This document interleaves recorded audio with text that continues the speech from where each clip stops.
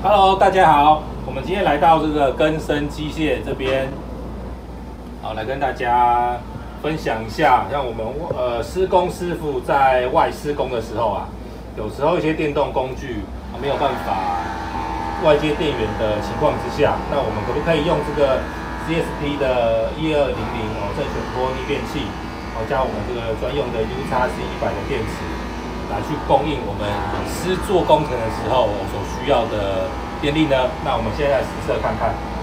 那首先这一台是切割机，开机，可以看它机器开始运转了。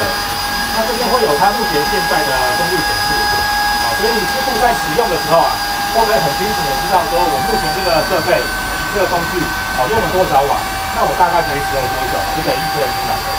好，那接着是我们师傅很爱用的这个 Bosch 的研磨机哈。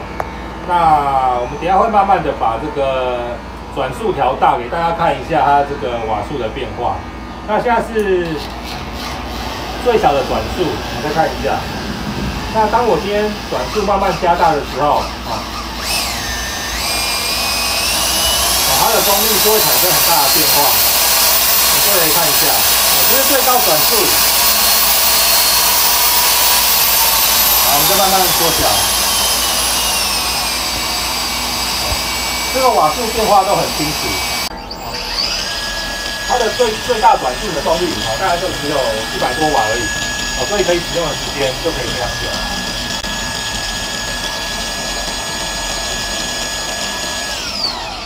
那这一台的话是切割机，大家可以看一下，我按下启动那个瓦数的变化。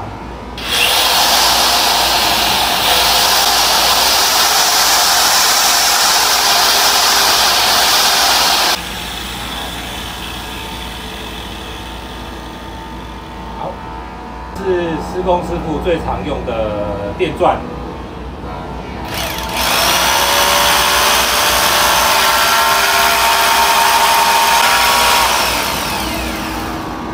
今天最重量级的测试，这个是 Makita 的工业用吸尘器的表定的负载瓦数是1550瓦。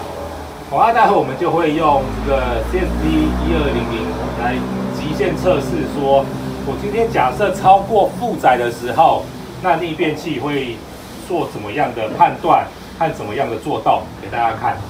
然后我们先用最低速的模式来启动。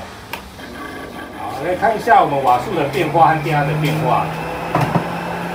那我们慢慢把吸力调大。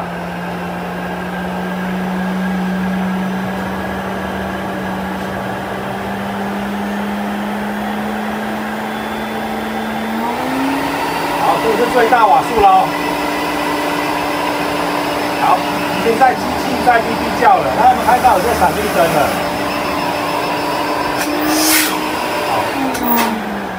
好，